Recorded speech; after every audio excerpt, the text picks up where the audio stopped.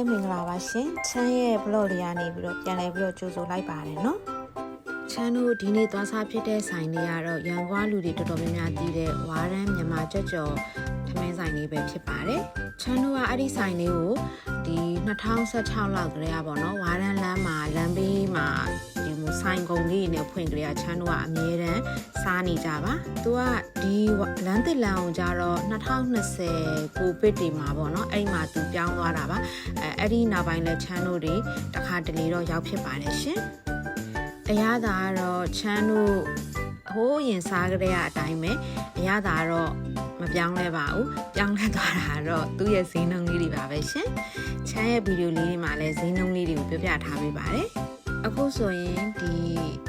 ထမင်းစီစမ်းတဲ့ကြော့ကြော်နဲ့ဆိုရင်တပွဲကို9000ထမင်းအလွတ်ကြီးပဲ